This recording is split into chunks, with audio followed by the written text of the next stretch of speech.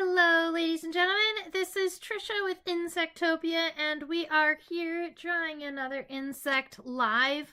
Hi, Susan. I see you in the chit chats. I'm sad you missed last week too, but I think it's pretty cool that you got to see a rare species. Admittedly, I'm not fabulous at identifying my skippers, and last week, I don't know if you've watched the recording yet, but last week we actually drew that skipper kind of with its wings pointing in this downward direction, almost in like a resting state rather than having its wings fully spread. And that is primarily because that's how the insect was pinned. So I was able to kind of draw it that way. The skipper that we drew last week was a pretty old specimen. I collected it before I went to university, so I still didn't know exactly how I was officially supposed to pin. And I accidentally showed you this for a moment, so I'm going to go ahead and share that with you. This is a black widow that I drew with some of my students yesterday. I drew this yesterday. I think it's pretty. All right. Now, I get to kind of, on accident, challenge myself, and that is because I seem to have misplaced my pencil. So I get to attempt to go ahead and sketch this buggy in, and we're gonna start with ink and we're gonna finish with ink. And I think, yeah, this pen shouldn't bleed at all, so it's okay to draw on one side or the other. So that'll be great. This week we are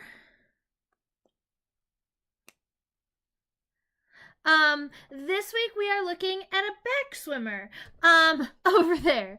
And you may notice that I am teaching from the abyss today. So I don't have a background behind me. It's all dark. You can't even see my hair because it's so dark back there. But it's primarily because I'm not teaching at my usual location. So I do not have my green screen here.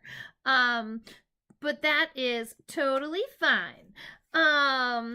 Yes, Susan, we're gonna stretch the drawing abilities and really see if I can just start and finish with ink. Now, I do not have the complete species for this backswimmer here, but I am pretty sure I know the genus.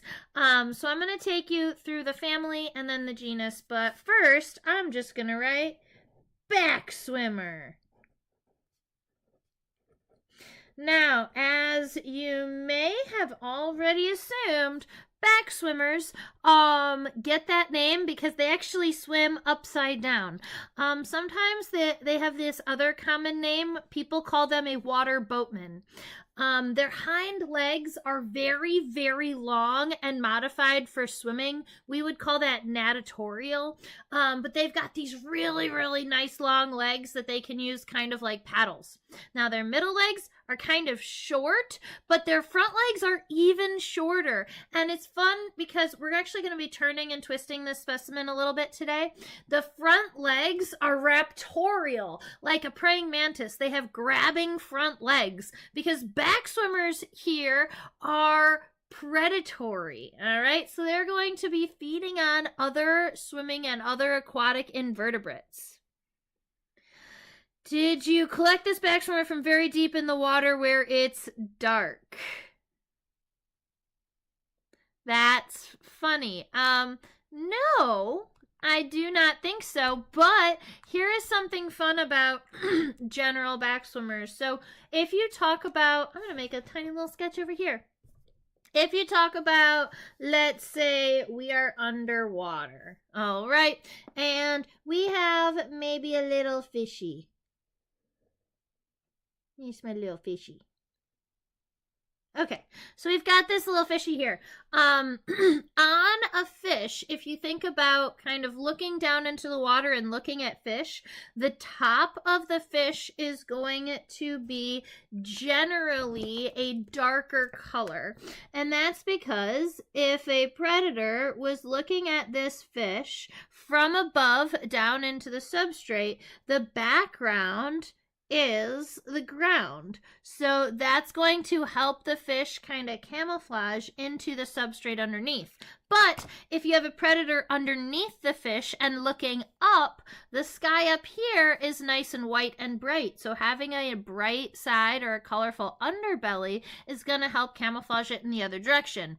Well, backswimmers are the same way, except that when you look at this backswimmer here, they swim upside down. So what looks like really bright and colorful and kind of white on the top is actually what would be on the bottom. All right, so they swim upside down with their mouth parts facing up. And they have a very, very dark underbelly. So if a predator was looking at them from the bottom in comparison to the ground, that's what's going to help them kind of blend into their environment. And Susan has a word for it. It's called counter shading.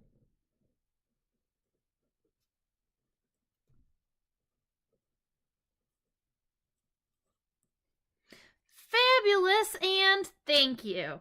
All right, so that gives us a little bit of a background on the colors of this backswimmer. You're going to see me pointing in the wrong direction because we're mixed up in a new location.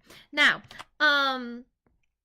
the family of every common backswimmer, kind of your average backswimmer, is in the family Notonectidae. There are pygmy backswimmers that are in a different family. But Notonectidae is going to be the family of this specimen here. And this specimen has its number label, but not its actual physical locality label just yet. So I would have to look at exactly where I collected it to determine what state it's from. But here's the thing. I compared it to a lot of the backswimmers out there. And I would argue that this individual is in the genus Notonecta. That seems to be the largest genus in the family Notonectidae, but two, there are a couple of different species in Notonecta that look very similar to this, with the red and the black colorations, and it would really be determined by kind of where it was collected. Hi, Amona. Welcome. I love that we have a bug friend. Thank you. All right. I'm going to go ahead and get us a measurement on this specimen, though. So, let's see. From the front of the head to, oops. Yeah. Oh.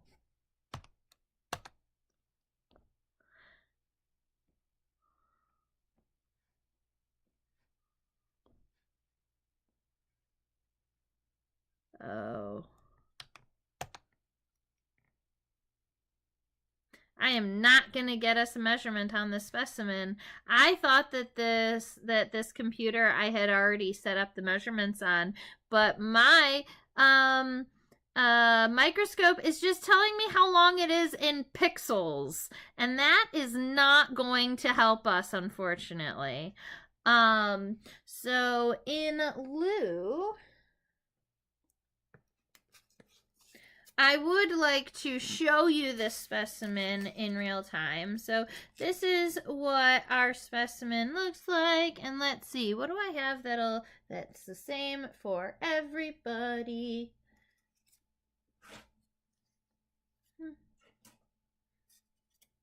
Fingernail? Is it big enough for you to use a ruler? Yes. Fork?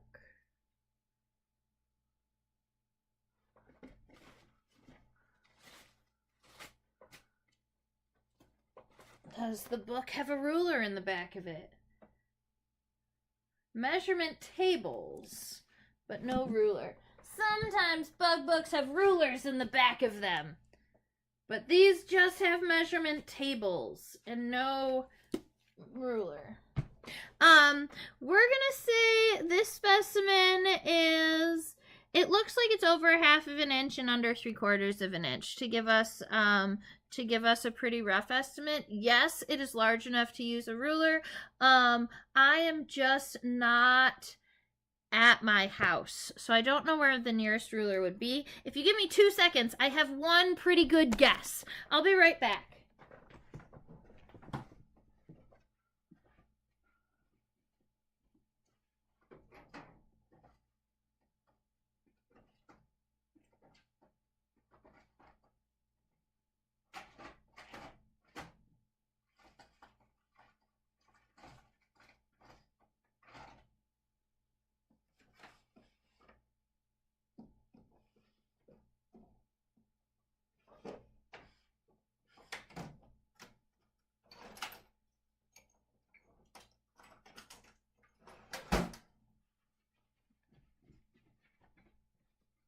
Look what I found!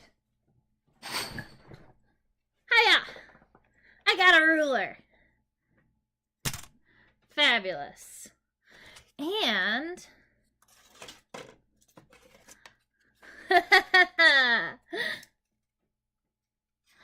all right, so if I was to measure, this one in centimeters, I've approximately 1.3 centimeters.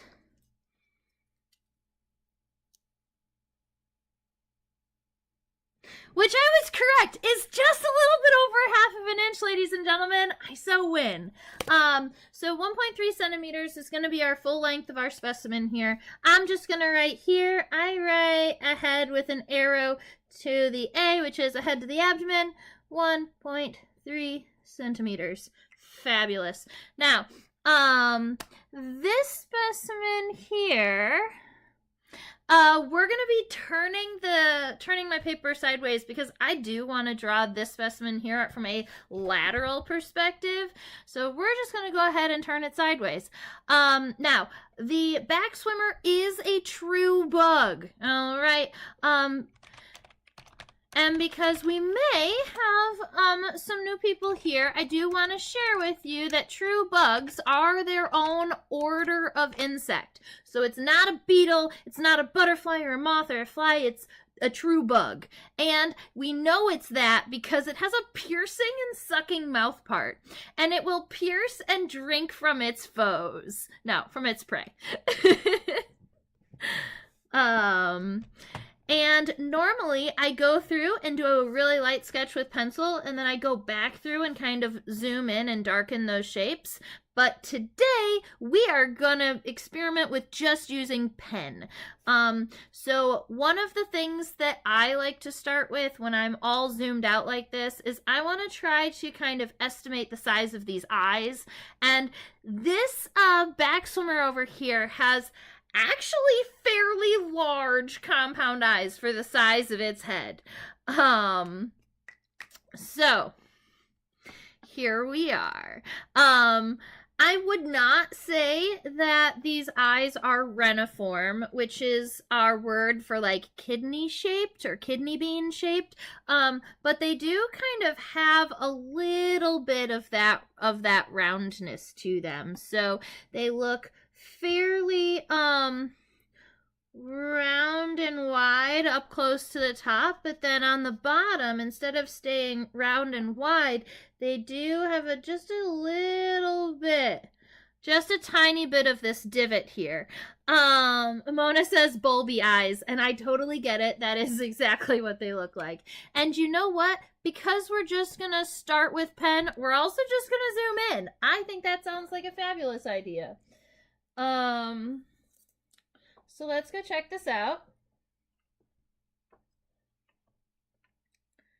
Now, for one, this backswimmer here does have his legs kind of like all over the place and is trying to kind of block our view, which is not fair. It's cheating.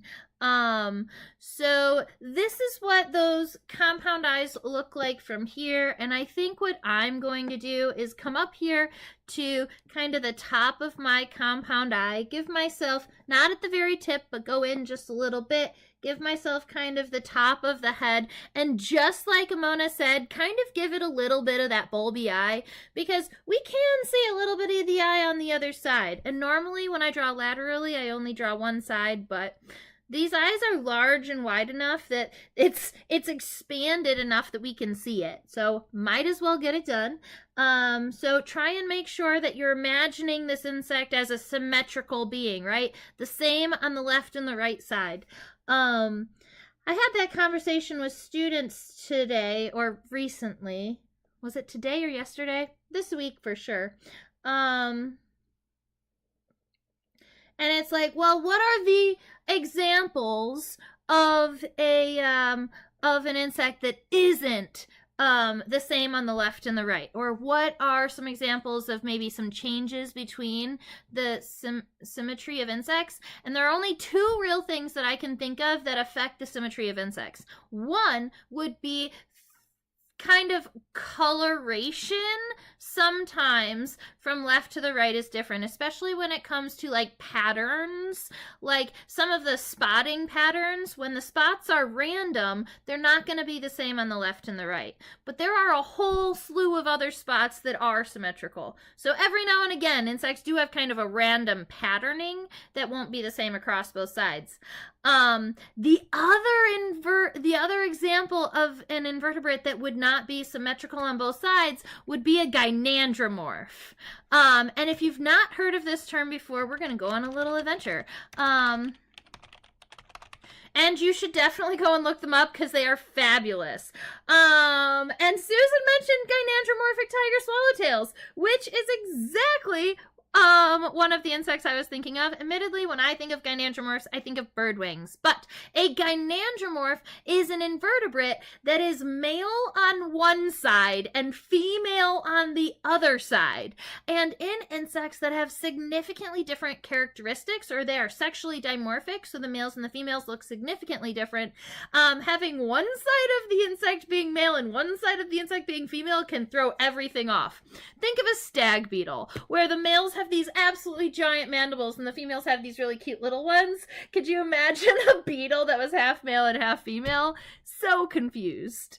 And there are also birds. You make a good point.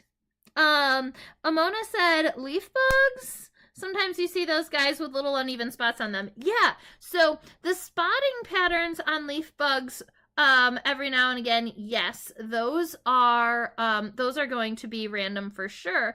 And also in leaf bugs, sometimes their shaping gets awkward and weird, specifically in captivity, but it's not because they're naturally like that. It's because that leaf bugs, is it Phylocrania? Nope. Phylocrania paradox is the praying mantis. Oh, I don't remember the genus. Leaf insects, when they're kept in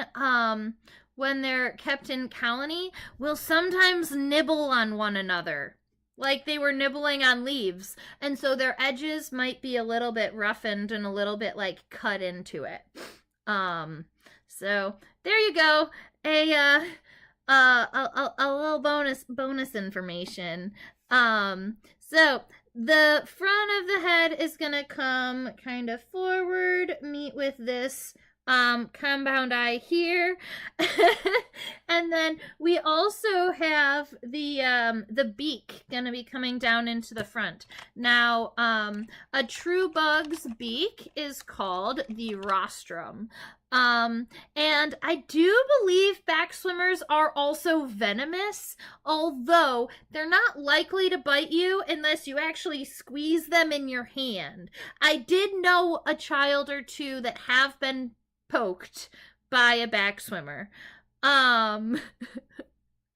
So I'm gonna turn this specimen a little bit because I want you to see this beak. And I know that the beak is being covered up by the raptorial front legs, and we're gonna be drawing the raptorial front legs, so we might not even be drawing the beak, but I want to show it to you.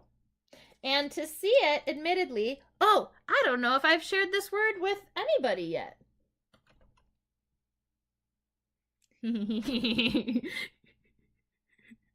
He looks so angry. Okay. That's the beak. It's called the rostrum.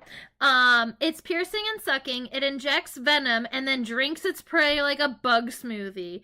And insects can actually also be categorized by head shape.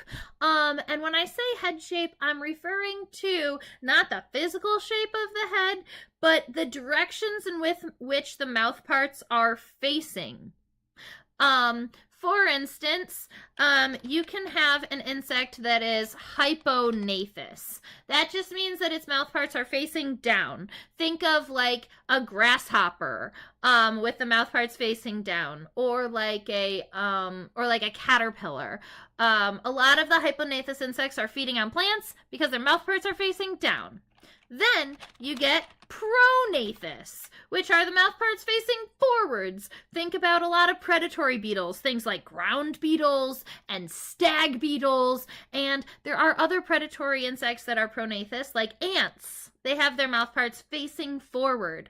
Well, true bugs, they don't face their mouth parts forward, and they don't face their mouth parts down. They get this, or this guy at least, a lot of the true bugs, in fact, they have their own unique direction of their mouth parts because they face their mouth parts backwards, right? They're generally tucking their mouth parts up in between their legs, and it's called opistognathus. So, that's a fun new bug word, I think, for everybody here. So I like to kind of attempt to throw in new bug words for everybody. And that is what we have. And you are totally right. True bugs refuse to follow the rules. Fabulous. So I think that I've given everybody a chance to kind of throw that little sketch into your book if you wanted to. If not, go ahead and take a screenshot of it because it is moving.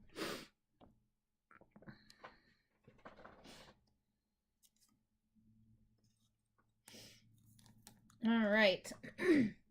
Now, if we are looking, see, my goal is going to be to, I really wanted to see, did anyone see the antenna when we were looking at it head on? I'm just now realizing I didn't see the antenna.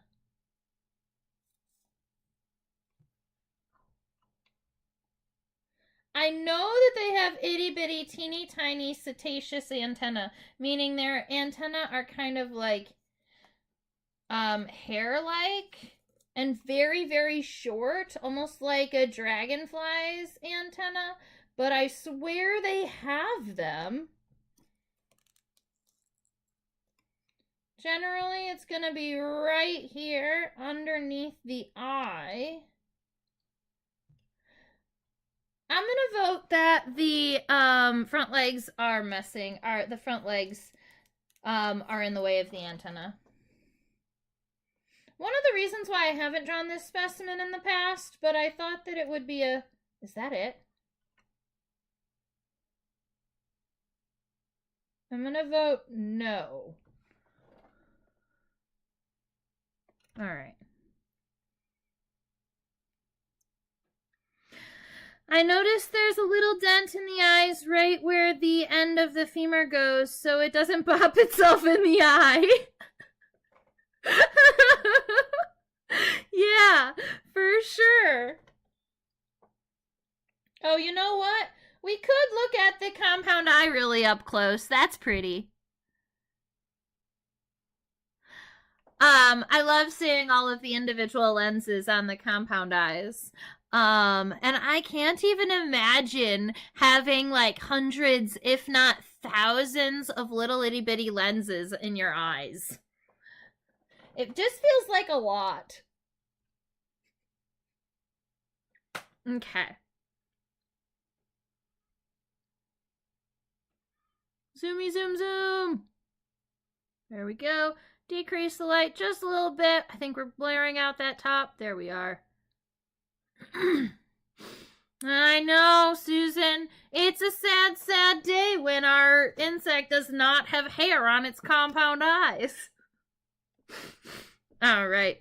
So, right from the top of this eye here, I'm trying to kind of imagine what we would look at as, this is the pronotum. Pro meaning the first, and notum is a segment of the thorax on the top. So you can also have a mesonotum and a metanotum, which is the top of the second segment and the top of the third segment of the thorax. But here we've got the pronotum. That's that big white piece behind the eyes. And this, it kind of goes in between the compound eyes, and it does wrap around that compound eye. So I just want to make sure that when that wraps, it kind of comes out at about the right spot. It separates away just a little bit, and it goes down on a pretty steep angle to cover, let's see, something along the lines of hiya. All right, I'm happy with it. And then the top of the pronotum, it's gonna stop right kind of below that compound eye, right? It doesn't go all the way out, so we're gonna give it something that looks like this. And then swoops down. Make sure this line stays convex, right? And it almost looks like right where it's crossing the scutellum, which is that black triangle behind it, it's almost going more straight, and then it comes in at an angle after that. So I'm just going to kind of almost straight coming down and then kind of swoop it over a little bit. So that's what I'm going to call my pronotum. And as you can see, there is also kind of it kind of comes down and around here. So I am going to just kind of give it a kind of like this, because then it is going to be right about in this area here that we've got those front legs that are raptorial that are going to come down, and you've got the beak that's coming down in this direction. Give me a little bit of wiggle room, as this is my first image I have ever done full ink without sketching first. You know me, I like to give a little bit of cross-hatching within the compound eyes, which is just diagonal lines in both directions. So that's going to give us all of those little individual lenses in there. I like it. Ooh, ooh, ooh. There's chit-chat in the chat box. I missed it. Yeah, honeybees do have, and some butterflies have hair. Yeah, it's fabulous. And I mean, who doesn't want compound eyes that can pollinate too? I don't know, me. I don't really want hairy eyeballs.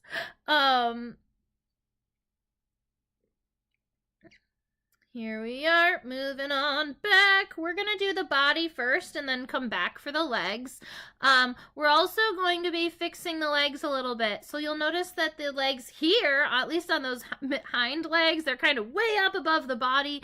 We're going to be drawing them lower so it looks like he's swimming and not kicking himself in the back. All right.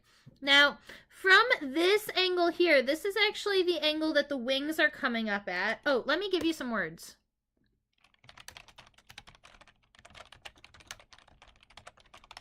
All right. So this triangular part right here, this is considered the scutellum. It looks like it's even with the top of this body here, and it comes down just slightly, probably right about in line with the center of the body, which is going to be the center of the compound eyes. So if I imagine this coming over into this direction, I'm going to put a little dot right about there. I can see it. You may not be able to. But that's going to be where my scutellum is going to go out to. Now, this angle here is going to go out and connect to it. So something along that line, right? But then this one does have to kind of stay and then come down just a little bit. All right. Now we've got a scutellum. The scutellum is on a whole big variety of insects, and it is generally always in between the wings. It doesn't really have a purpose. It's just a word that we give a part that's kind of in between the wings, but it is completely different depending on what order you're talking about. It's always in between the wings, but sometimes it's on the mesonotum, sometimes it's on the pronotum, sometimes I don't know if it's ever on the metanotum, like on the top of the last segment of the thorax. Maybe in flies, actually. The fly's scutellum is really far back. So, there you are with a word. The hemielytra is the hemielytra is a front wing of a true bug that is that is like half leathery, and they can use it as defense, like to protect the wings underneath, and it's half membranous. So we're going to be scooching this specimen forward just a little bit more so that we can see, and I might even have to zoom out a little bit. I want to be able to see the entirety of the wings here, so that I can point out to you where the wings are hard and where they are kind of soft. And admittedly, there are a large number of backswimmers that the hemielytra, the membranous region of these wings, are actually all the way pitch dark. Now, a lot of times when I'm teaching these YouTube live stream classes, I bring along a friend. We call him Terry. He's a little pointer fly. But because I'm teaching from the void today, I accidentally left Terry behind. He's afraid of the void. So we have an arrow today. So, if we're looking right in this region right here, and it's going to be, let's see, it starts right about here, and it hits an A. Yeah, it's right here. So from here all the way down to right about here, that's going to be your dividing line for over here being nice and hard and kind of leathery, and over here at the very end being kind of membranous and soft.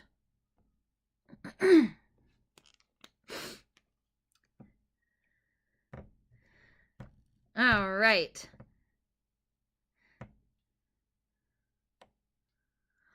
Oh, with ink. I did just do one of those little light dots, but you're totally right. If I get some dots on the paper, that would help me. I appreciate that. The appendix of the bug world, totally. And yes, his name is Terry.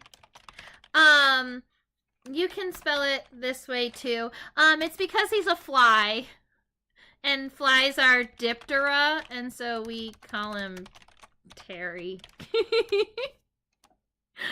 All right. Let's get this wing all sorted. I'm thinking this wing is going to be actually fairly large. Let's see if I can readjust. Very good. Okay. So I'm going to get some proportions set up for myself really quick. And I think to do that, I might have to zoom out just a little bit so that I can see the body as a whole, because I want to see how big the wings are in comparison to the head and the pronotum. Because that looks pretty, yeah, like that. Kind of like that. Fabulous. Okay, so let's see. That is 1, 2, 1, 2. All right, we're going to hit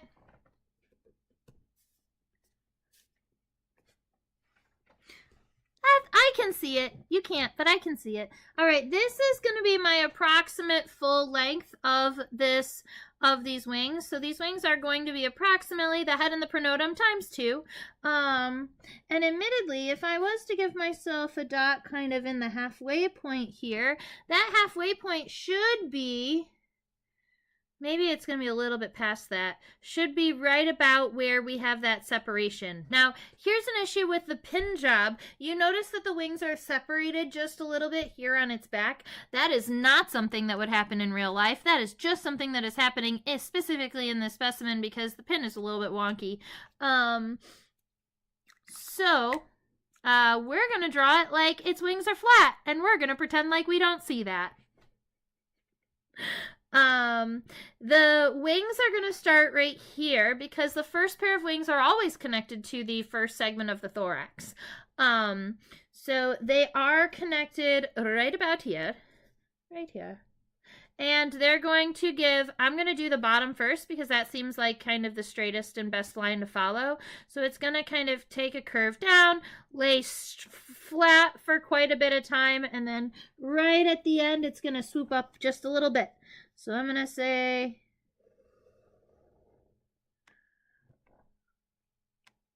kind of like that. We did our best.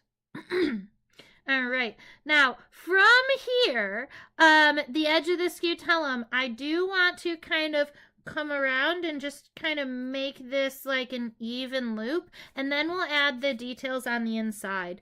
So I am going to take this here.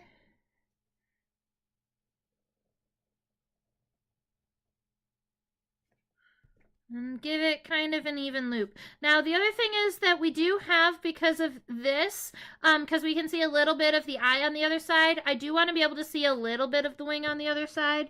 So I'm just going to take right here where it's a little bit higher, and I am going to just kind of double this up until, I guess, until the end. I was going to end it right about here, but it kept going, so... it kept going, like the pen, like I had nothing to do with it. It was all the pen.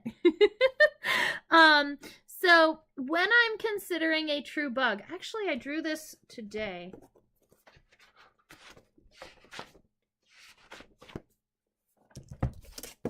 When I am considering a true bug in comparison to a beetle, a kiddo asked me this today, so I drew it. So I'm going to use this picture here. All right.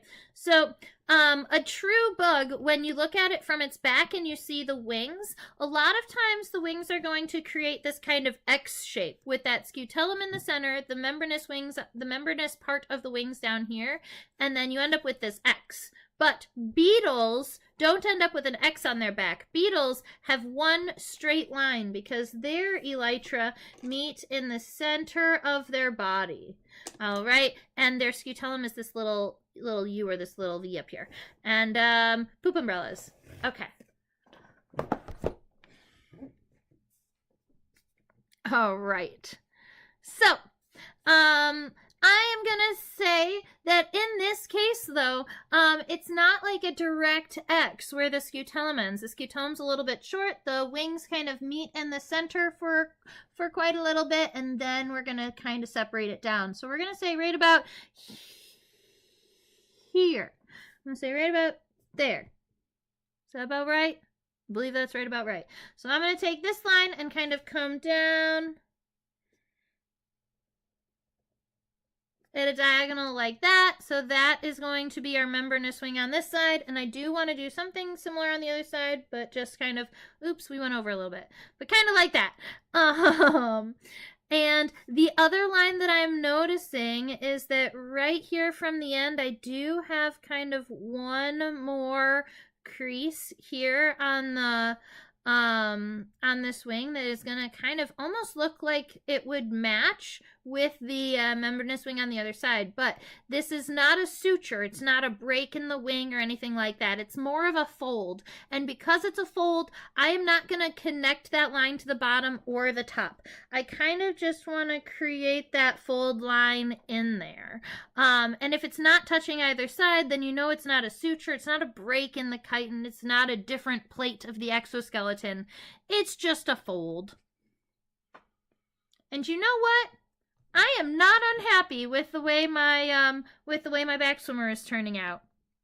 All right. So, alas, now that we've got a good amount of this body all sorted out, I'd like to draw some legs. Now, this front pair of legs here is going to be practically impossible to see from this viewpoint. Now what I can do is we can look and see about where we want this front leg connected, and I'm going to say this front leg is going to be connected right about here to kind of the base of the this is actually the prosternum because it's on the bottom side of the first segment of the thorax. So the first leg is connected to the prosternum, and it's going to kind of come down, and instead of being really uptight to the head here, I'm going to make the legs kind of angle down just a little bit because I think I can give myself an excuse to make a little bit of a beak if I move this leg just at an angle slightly down. Now, because we're going to do that and we kind of know what it already looks like, I am going to turn our specimen so we get a really good view of that front raptorial leg.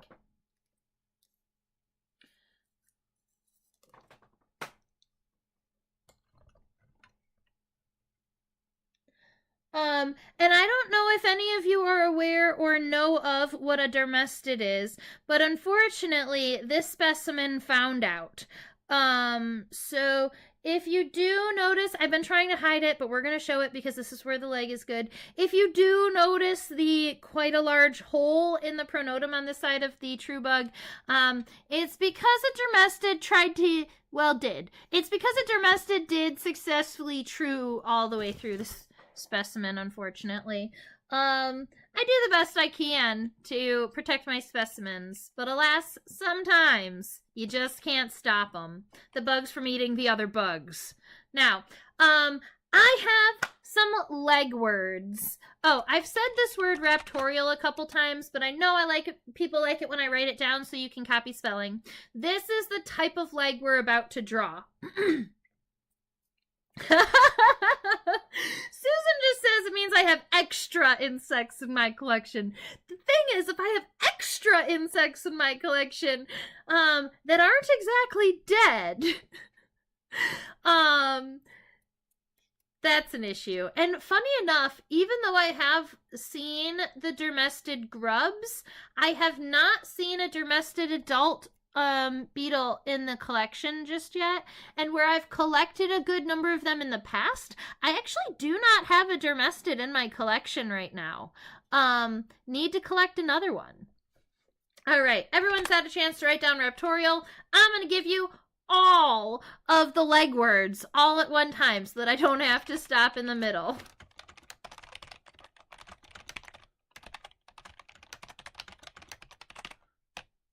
Fabulous.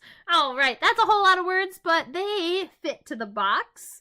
The coxa is kind of like the hip bone of the insect, so that's this little rectangular shape right here. The trochanter, I always imagine kind of like a knee, but it's generally like triangular or pizza-shaped. Pizza slice shaped. So this right here that looks almost like a knee, but it's in between the hip and the femur, that's a trochanter. The next one, this one right here, this is the femur. Going down, this one starting here and coming in this direction, that is the tibia. And then these down here, count them 1, 2. They have 2 tarsal segments or 2 tarsi. Individually, you can call them tarsomeres. So the first tarsomere or the second tarsomere. Sometimes people consider them tarsomeres, but I like to call them tarsi, just cause. Now, these 2 down here, those are little tarsal claws to use to grab even harder. Yeah, all insects get tarsal claws. Isn't it cute?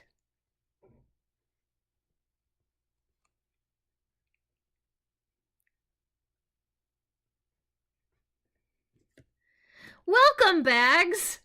Bags says dermestids are really easy to rear, lol. I know. I have reared them. I don't know why. Honestly, ladies and gentlemen, the fact that I don't have a dermestid beetle in my collection, I even assumed that I had one. I wrote up a whole class of all of the beetle families that I had in my collection, and I just included dermestid beetles because I assumed that I had one, and then I had to skip that week because I went into the collection and realized I didn't have one. Because they're carpet beetles, so they can be like pests in the home too. And people use dermestid beetles in museums and in collections to clean the bones. I used to feed them ground beef, like ground meat, when I reared them. Susan says, isn't that some kind of mark of honor for an entomologist? Every insect collection ought to have a dermestid beetle collected from the collection itself. Fabulous. That is quite a collection conception. All right. So right along here, this is where our front leg is getting connected.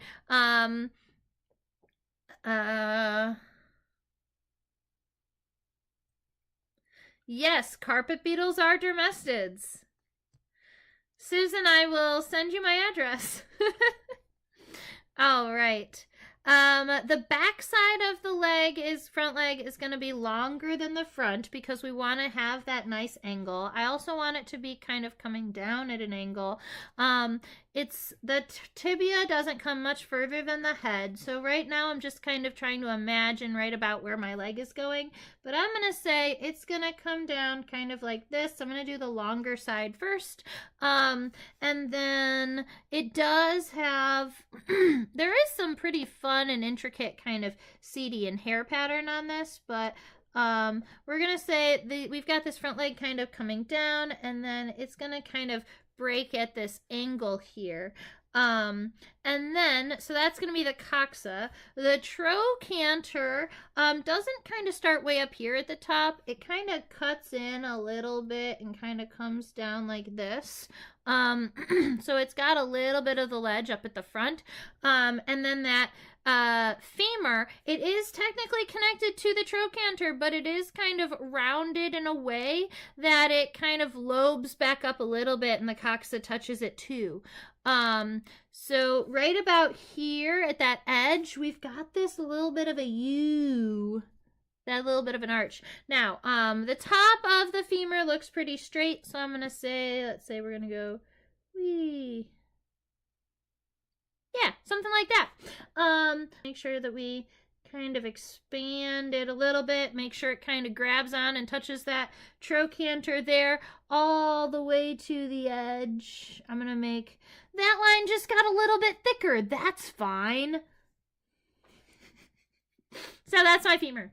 Now, funny enough, I recently drew I showed you earlier. I recently drew a black widow, and we learned about the leg parts of a black widow and other spiders. Arachnids have a small segment in between their femur and their tibia. Insects don't.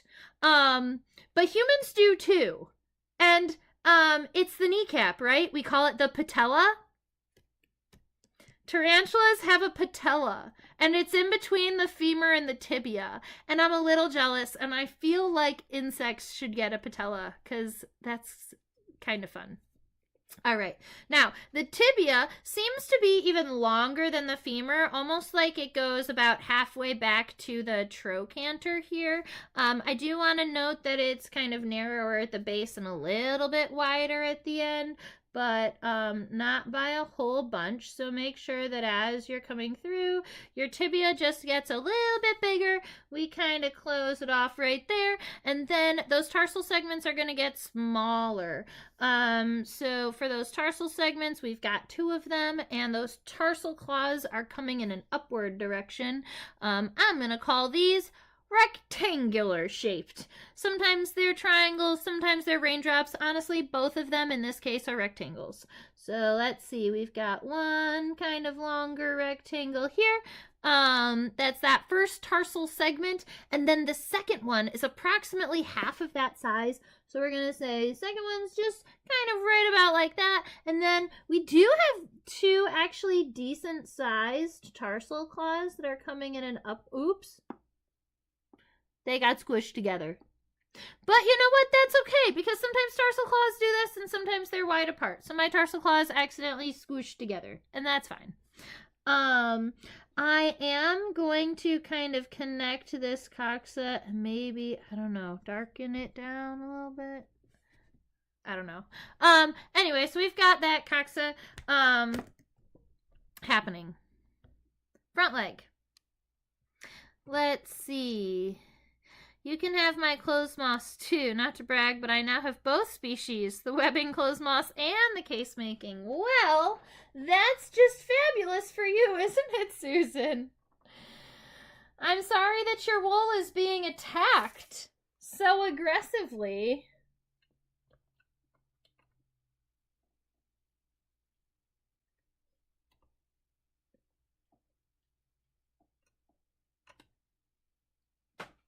All right, so the middle leg, we do have only the slightest of issues because I know where the leg is connected and I know what this leg looks like, but the leg in reality is not going to look like a whole lot.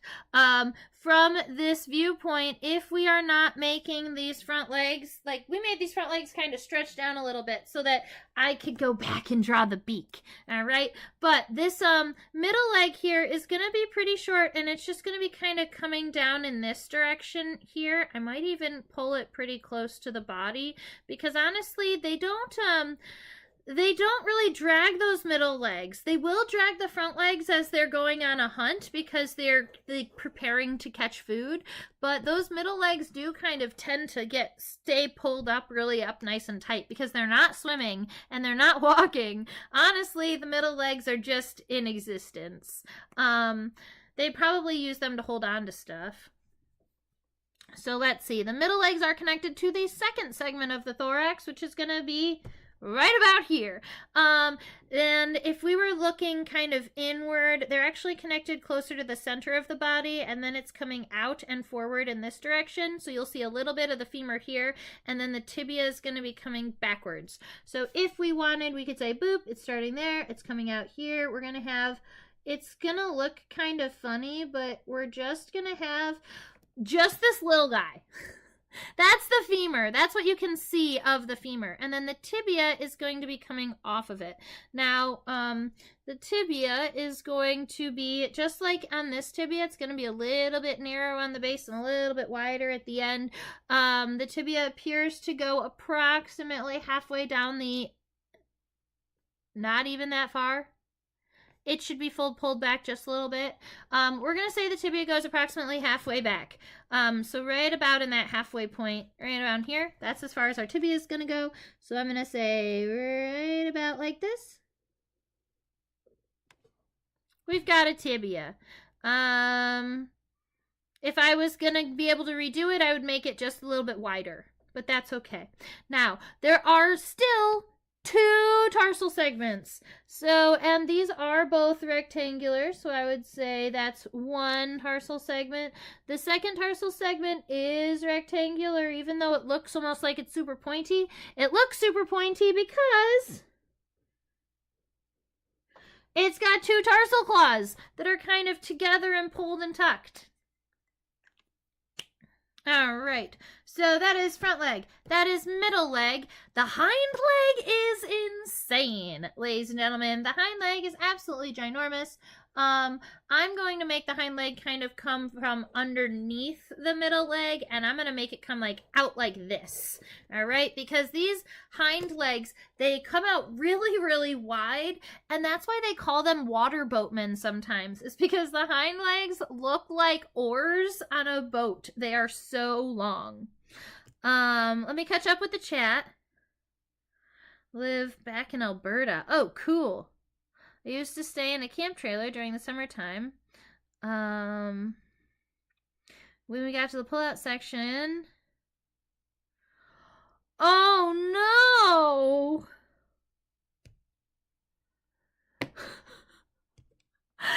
I've never heard of clothing moths causing so many problems. Yikes. All right. And it would be sad if they ate the trailer, because then all the bugs are gonna get in. Oh, wait. We like that. Okay. So I'm going to erase Coxa and Trochanter because honestly at this point we're not seeing any more of those. We're primarily seeing the femur, the tibia, and the tarsi. And in this case, let me go ahead and point them out. This is the femur, this is the tibia, and this is the first tarsomere, and this is the second tarsomere, making them two tarsi. Okay. Now, the hind legs are connected to the third segment of the thorax, and the third segment of the thorax on the bottom is what we would call the metasternum. So the hind legs are connected to the metasternum, and that, if you were going to kind of eyeball it, we've got the first here, we've got the second here, the third one is going to be right about here. Generally, the third pair of legs is, either right about at or a little bit after the center point of the weight of the insect, right? Because they need to kind of balance their tripod of legs. Think about insects, they have 6 legs, which means they're pretty much just walking on 2 tripods all day. And so it's important for their hind legs to be at or behind the center of gravity. So that's why so many insects look like their hind legs are connected to their abdomen or are so far back. It's just because they have absolutely ginormous thoraxes. The thorax is like this, but people don't realize that until you flip the insect over and notice the abdomen is only this much, and you just have all of these wings kind of covering the absolutely ginormous thorax that it has.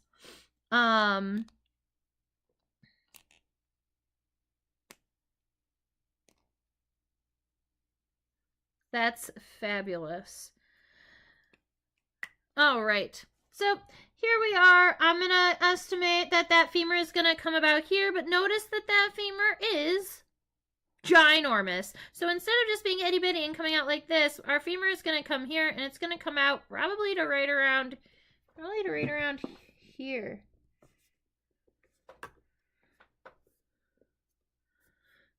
And then the tibia is going to be approximately the same length. It's going to be coming out right around there, I'm thinking.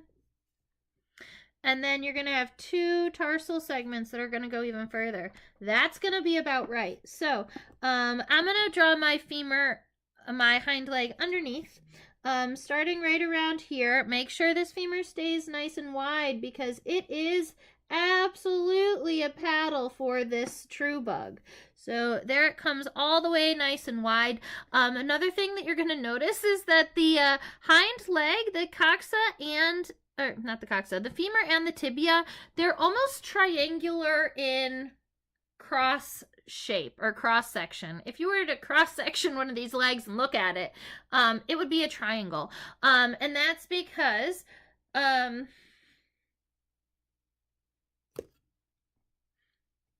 it oars better. How do I do that? So this flat region, it pushes the water, and the fact that you've got this point here, the water runs like kind of smoothly around it. So if you're pushing like this, then you can swim. Moral of the story, then you can swim. The front of the leg is generally going to be kind of flat because that's where this flat portion is, but the back of the leg is also going to be kind of rounded towards the back. So I'm just going to make sure that the back of the femur is a little bit convex. Gonna make him look super powerful. All right, then coming back from here, we've got the tibia coming backwards, and this tibia here, let's see. I'm curious if they are approximate. I'm looking to see if they are, yeah. They are approximately the same width the entire way, so they're not kind of flaring out at all like the other 2 tibia. They're going to stay fairly parallel lines to one another, so we want to keep them pretty straight in this case.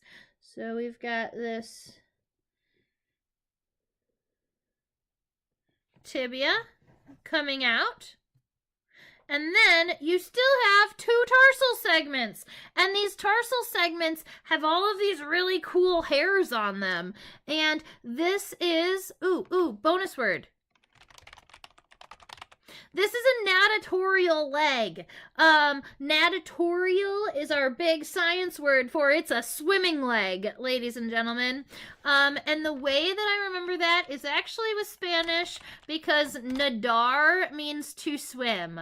And natatorial sounds kind of like that in my brain. All right, so the first tarsal segment is approximately half of the tibia. I'm going to say that they are kind of convex on the edge. They look kind of wide. They also have this like fine series of hairs on them. So I'm going to give, and it appears to be on both sides. So I'm going to give this tarsal segment and the next one, which is also probably less than half of the size of the previous one, but more than a third.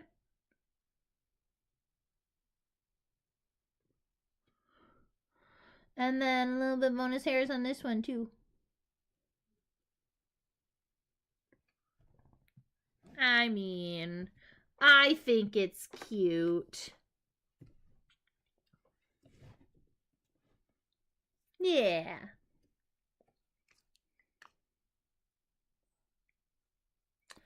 Alrighty, let's see. Good, quiet, undisturbed, dark until those horrible humans came blundering in. That's so funny.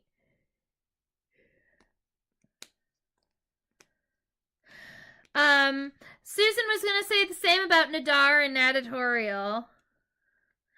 A lot of the Latin and Spanish kind of co-mingles a little bit. So if you know a little bit of Spanish, every now and again, you can kind of break down a scientific word. I do love that about language. And honestly, I've learned so much about Latin and Greek since I've been like really diving into what like the roots of all of these words are and where all of these words are coming from.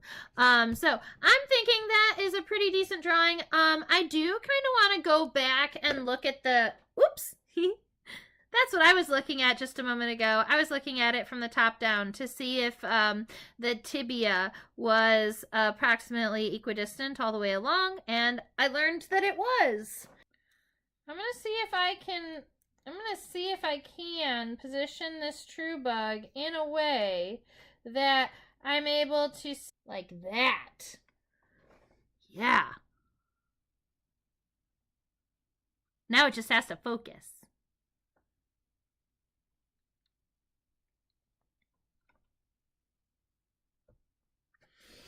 I have to readjust my microscope. Give me 2 seconds. Okay.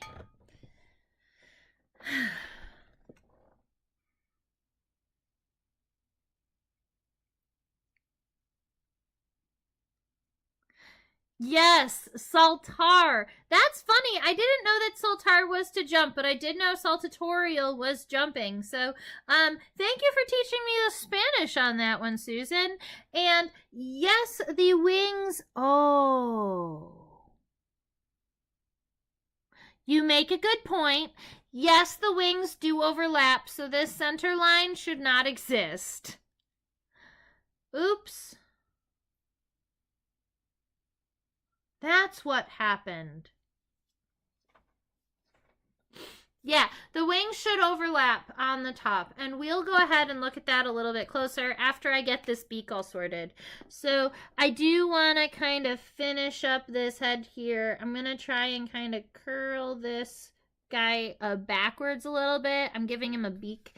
I also want to make sure that this head kind of moves forward a little bit before it turns backward, and the rostrum or the beak is segmented, so I wanted to make sure I at least gave it this segment here, and I'm going to kind of pull it back like this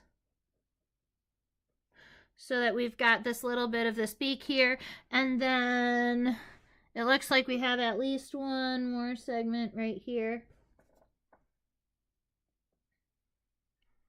I mean, that's pretty cute. I'm happy. Okay. They swim under the water. They do not swim on the top. These are not water striders. They are water boatmen. They swim upside down too. So we drew them this way, but in reality, they swim this way.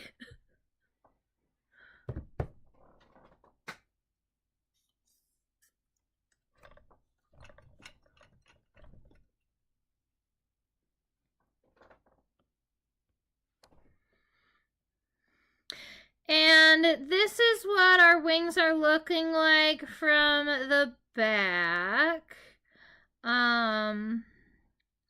And you can kind of see how my specimen's wings kind of opened up a little bit, but this is the right hemielytra here. It kind of comes in, it comes down. It should meet with the other wing evenly right here, but then you'll see at this point it kind of gets wide and comes in for this big arch here.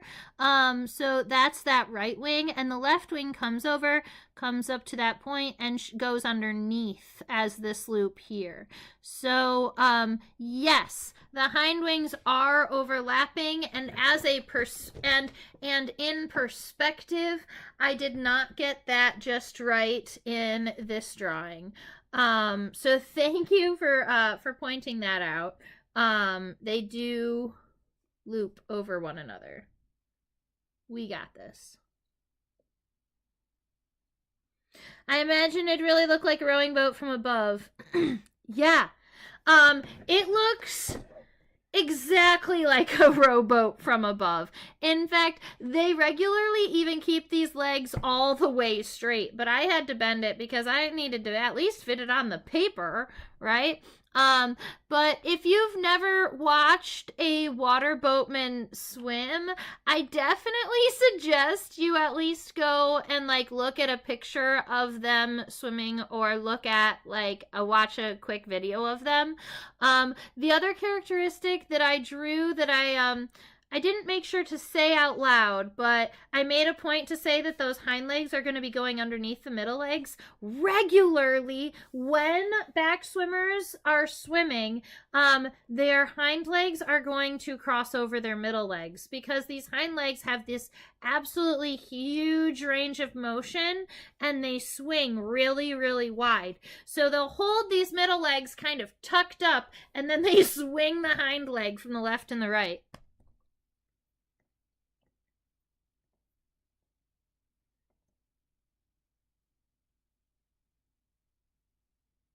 Yes, Susan, exactly. You are totally right. So, many true bugs, where their hemielytra meet, they only really meet right here at this point, and they create an X. In this case, they don't meet like an X here. The scutellum is shorter, so they meet up closer, come down as a straight line, and then separate. So we've got this point here together, but then they were supposed to kind of separate. And then this would kind of loop. Alrighty, so, does anybody have any questions any burning questions about backswimmers that they would really like to know? Anything that we could change the view of the microscope, something that you really wanted to see that you didn't get to see, something you want me to look for that I didn't look for? This is your last chance.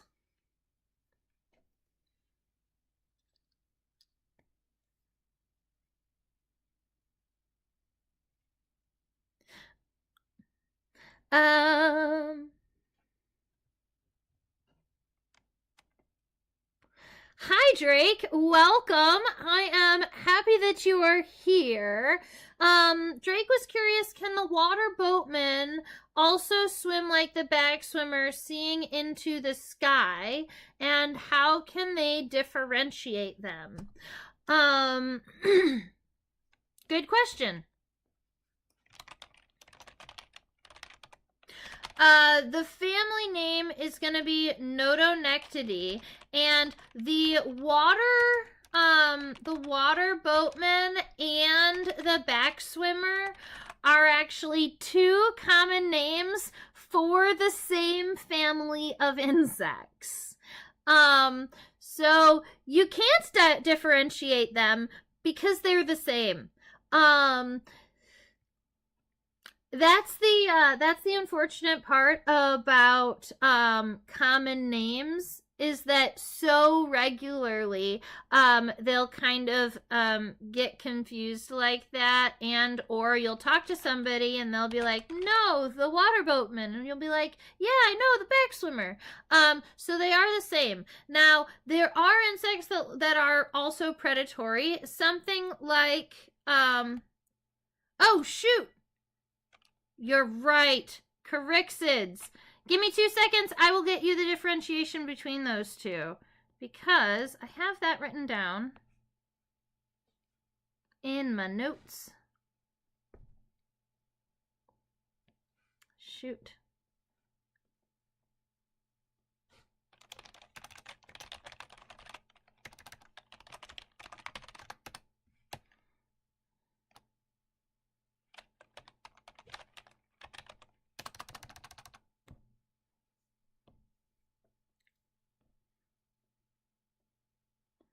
Oh no, did I leave my notes at home?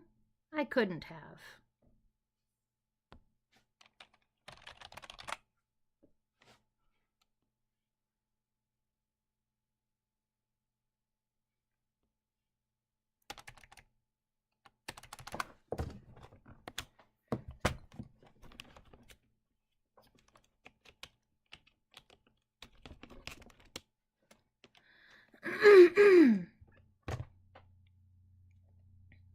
So, all right. So, Carixids swim right side up. So that's a true story. So when you're looking at those, at least, you've got the difference in the colors. So we did talk a little bit about counter shading earlier in the class, where you're looking at the colors of the specimen. A backswimmer is generally going to have a darker underbody because they are swimming upside down. So they're going to have a darker underbody so that when you're looking down at them, they're matching with the ground. But when you look up at them, they're matching with the light. So you'll see that differentiation.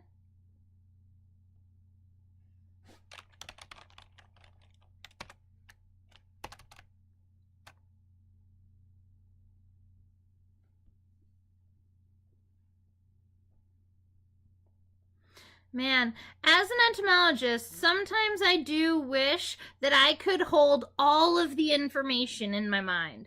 But every now and again, I do get some information gets lost. And I apologize about that.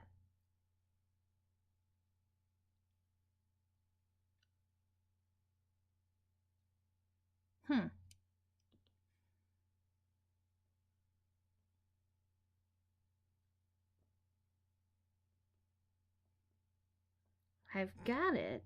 I know I do. Maybe I left it on my home computer. Terry stole it. We're going to go with Terry stole it. Terry decided that I didn't need my notes in the void, so he took them.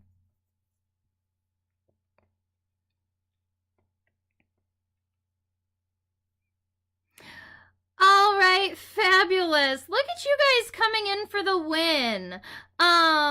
So Carixids are also water boatmen, yes. Funny enough, they call them lesser and greater water boatmen, but that's why I just go with backswimmer for these individuals.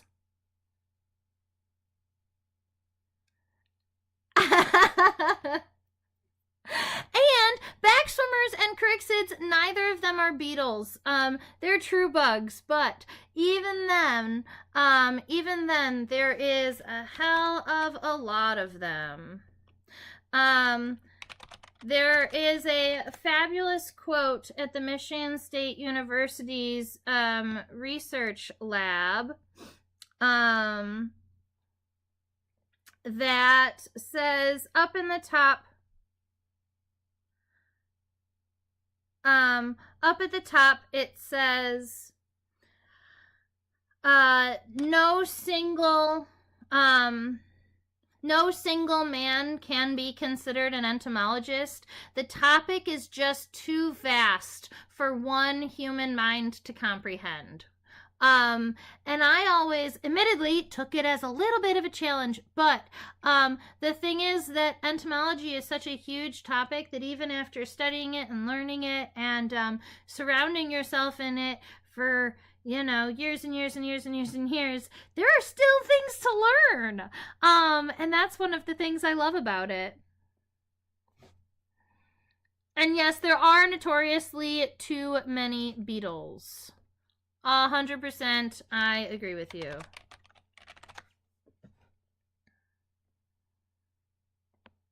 I really wanted to give... There we go.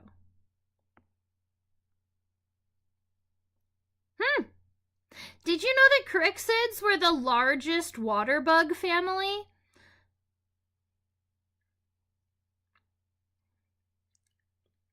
There's over 600 species, it looks like, worldwide, 35 genera. That's a whole bunch.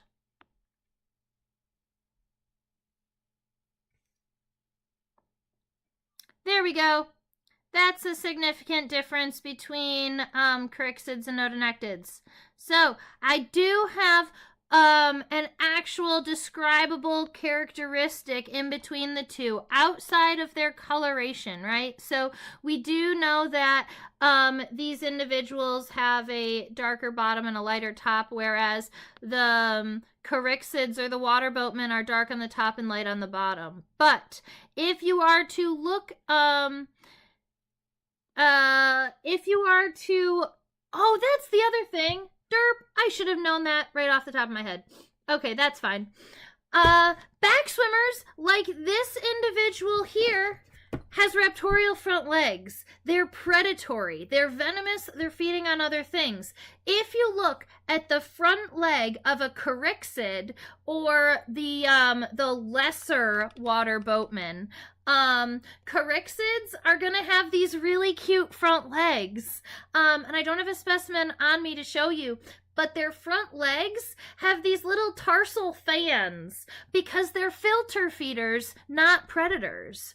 So what they do is they'll like kind of filter all of this stuff out of the water and feed on them that way. And so they've got these kind of big filtery looking fans for front legs rather than raptorial front legs. That's one difference between a cryxid and a notonectid. The other one would be the number of tarsal segments. Backswimmers and notonectids have 2 tarsal segments, whereas cryxids, the lesser water boatmen, only have 1 tarsal segment. Got it. Win.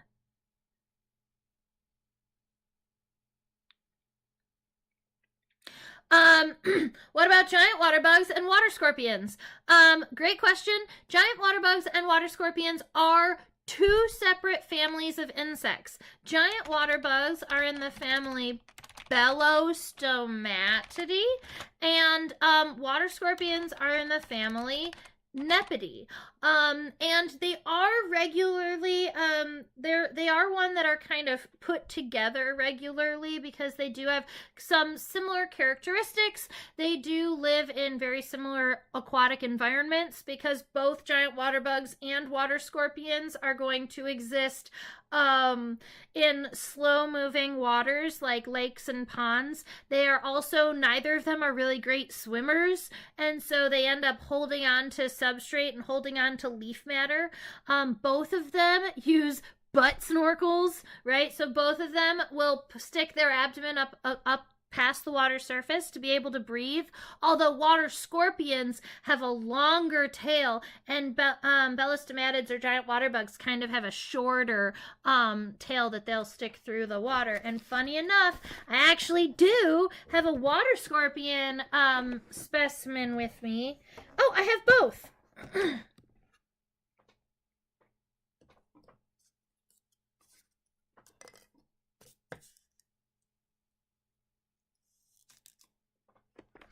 So this is a water scorpion. Let's see.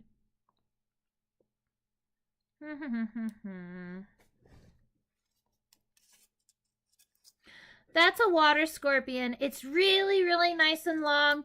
It's still going to have those, it's still going to have a piercing and sucking mouth part. It is still a true bug, but this really nice long tail is going to be what it sticks above the water to breathe. And both water scorpions and giant water bugs fly at nighttime. So a giant water bug or a belostomatid is going to be quite wider in shape here. Although I will admit there are some water scorpions that get a little bit wider in the genus, I believe it's the genus Nepa. There's one genus of water scorpion that gets wider. But this is the giant water bug here, and it is fairly nice and wide. It still has that piercing and sucking mouth part. It still has raptorial front legs.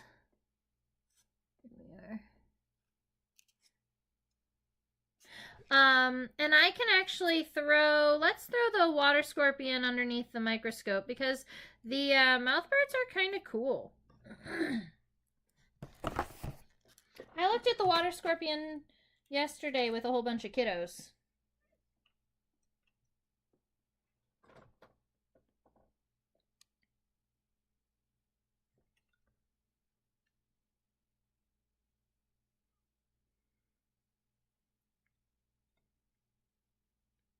Stay. There we go.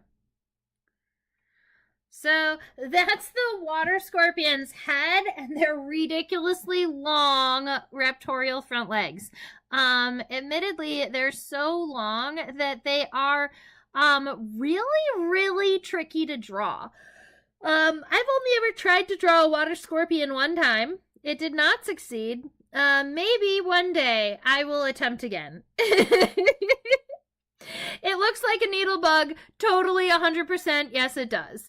I argue people call them water scorpions, but I argue they look more like, I don't know, a water stick insect. Like, look how long and thin. So this is the end of the abdomen right here. And if we were going to continue, this just goes and goes and goes until the very, very end. Now, funny enough, the end of the tail here, it is actually separated into kind of three parts. There's a left side and a right side, and you can see in the very center there's that little bit of a darker region. That's the little breathing tube. The breathing tube needs to be sclerotized, needs to be hardened so that it can hold its shape so that the oxygen can travel down through diffusion without it collapsing. Oh, and Susan is commenting on the shoulder pads, so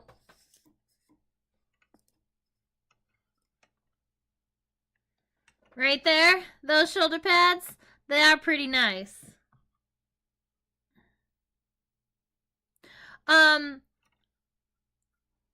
Water scorpions actually also lay their eggs kind of fun. They lay their eggs kind of halfway through leaves. I made a really quick marker sketch for some students of that recently. I can't remember. It was 5 hours ago.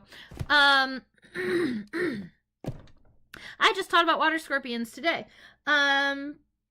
There was one time I saw a water scorpion, instead of hanging out upside down in the water and eating, I saw it standing on water. I just thought that was the coolest thing. I'd never seen that before. I still do have that picture. It was on the salt flats in Arizona. I was collecting tiger beetles, and I looked over, and there's this straight up water scorpion standing on top of the water. I didn't expect it. But their eggs, they lay them kind of through plant material, where the bottom of the egg is the egg portion, and then the top has these two little tails that go along the top of the leaf. Yeah. So the eggs, the way that water scorpion lays their eggs is interesting. Now, there is a genus of giant water bug, Abetus, that lay their eggs on the backs of the males. The females lay their eggs on the males' backs. So the females don't have to care for their eggs. The males actually have to care for the eggs, because they have to continue to swim to allow for the water to move through and over the eggs, and to keep them oxygenated and happy.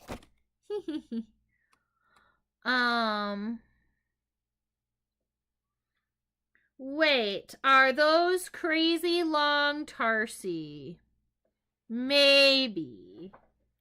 Yeah, Drake, I agree. I very much think that it looks like a water stick bug.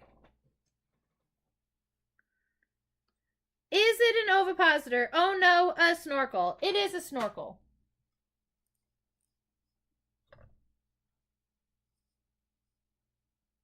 Let's see. Coxa, femur, tibia, tarsi. Coxa, femur, tibia, tarsi. They are not long tarsi. They are just single segment. Oh, I understand what you were looking at. I understand where you're going now. I'll show you. So sometimes raptorial legs are like this. When a raptorial leg is like this, it's the coxa that is expanded downward. And then you have the femur and the tibia. The coxa is expanded downward just a little bit in this case, right?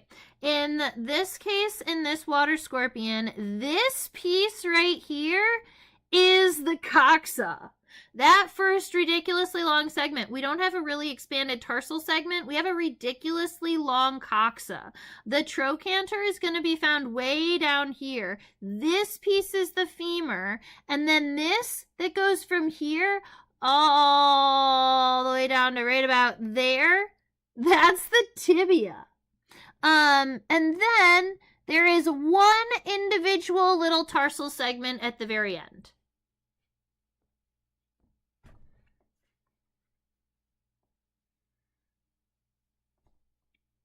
Yeah. Sometimes that happens with raptorial front legs because we don't expect the coxa to be so expanded. Like, yeah, the coxa can be a little bit expanded. That's the same in like praying mantids. Praying mantids have an absolutely ginormous procoxa. But in something like a mantis fly, for instance, the mantis fly has an itty-bitty teeny tiny procoxa, and the first long and expanded segment is the femur. So it just depends on what insect you're working with. And it's funny that it's you guys, the adult illustrators, that do notice these kind of things, and I love it. And that's that. Even though we call them raptorial front legs, the segmentation in the legs is not always the same. So I like to kind of describe it like this. We divide insect legs more by function and less by physicality, right? So these are considered natatorial legs because they help them swim. But there are other natatorial legs that don't look anything like this. But we still call them natatorial because they are swimming legs, right? So if they are grabbing leg, if they have an expanded coxa or a shortened coxa, they're still called raptorial. But we don't do that with antenna. With antenna, it's based off of their physical attributes that give them their scientific, that give them their like category, that give them their name. So with legs we describe by function, and with antenna we describe by phenology. It is still a stupidly long tibia. Yes, 100% that is a true statement. Someone is going to join us in this live stream and think that I tried to draw that water scorpion and it came out looking like this. This is the Backswimmer we were talking about in the beginning. Yeah, I brought a small collection of insects into the void with me. That looks like this.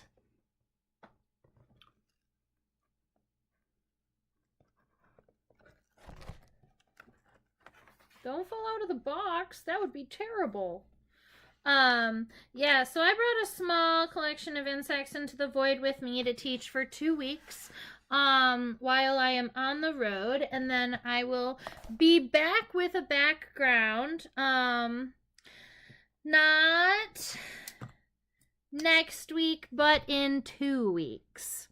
And I don't have my entirety of my collection with me right now, but I can give you some options for next week. I have a pretty adorable leaf beetle that I love that I don't know if I've drawn very many times, so I wouldn't mind drawing the leaf beetle. I haven't drawn the frog hopper in a while.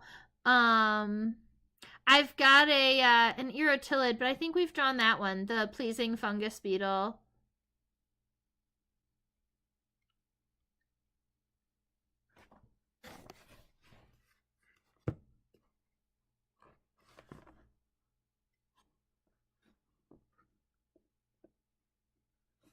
So, the dragonfly here,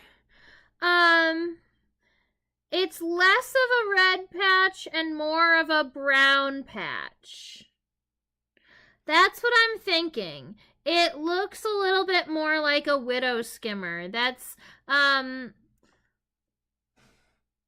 what I thought.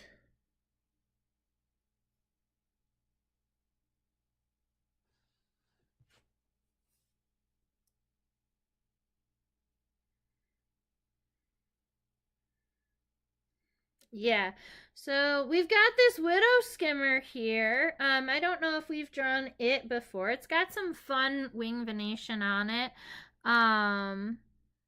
Doesn't have all of its legs, but admittedly we don't draw a lot of legs when we're drawing dragonflies because generally we draw them dorsally. Oh, we haven't drawn the fiery searcher, have we? Have we drawn Calisoma yet? Oh, we have to draw the fiery searcher. Okay, so I'm making a unanimous vote, me, myself, and I. I think that we should do the fiery searcher next week. It's shiny. It is shiny. This is Calisoma scrutator. The cousin of a scrutator. The cousin of Calisoma. Oh my goodness, the word was just in my brain and then it left. What is a person that thinks so highly of themselves that they... Oh man.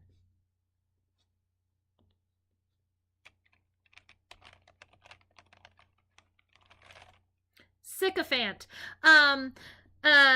Calisoma scrutator is the cousin of Calisoma sycophanta. Funny enough. They are both caterpillar hunters, and so they're gonna run around and chase and nom caterpillars. But Calisoma sycophanta was actually released in New Jersey to eat the gypsy moth caterpillars. And so, I've got a couple of the sycophanta in my collection, but I've got the scrutator with me. So that's what we'll draw next week. I think that would be fabulous. Oh, I'm sorry, Susan. Yes, I think that we should definitely draw something that eats caterpillars, even though I know you love them.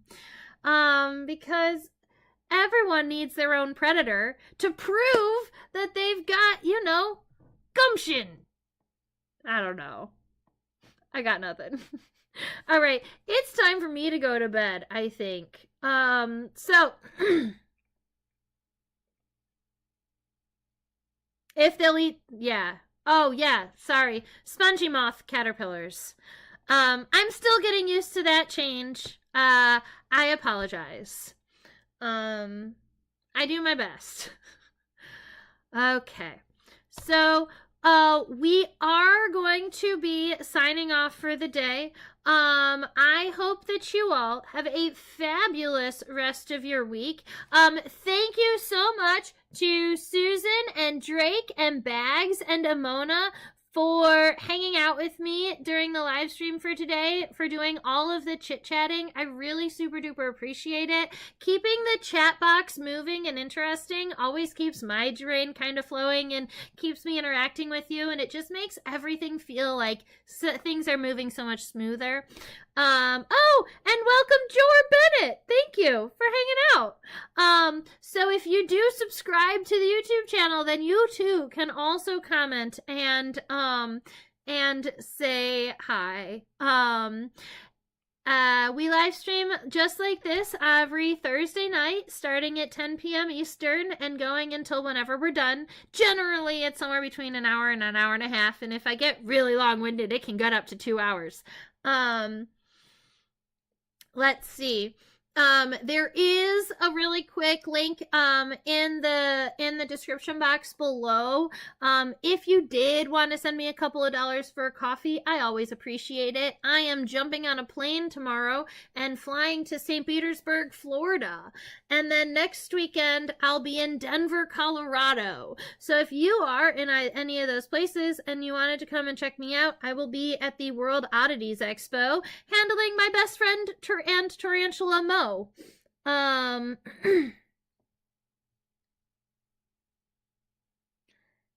Aw.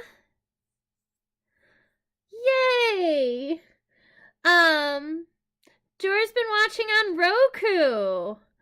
Fabulous. I'm so happy that you were able to join us. And yes, I think I started these illustration live streams in 2021. So we celebrated 4 years of every Thursday night this year. That is quite exciting for me. So I mentioned the PayPal just in case you want to send me a couple of dollars or thank me if you learned something cool. Make sure you subscribe. And I think my email address is also in the chat box. So if you wanted to shoot me an email and show me your drawing, that is also very cool and very much appreciated. All right. I hope you all have a fabulous rest of your week. I look forward to seeing you next week to draw the Calisoma. And I'm going to write that in my notes so that I don't forget.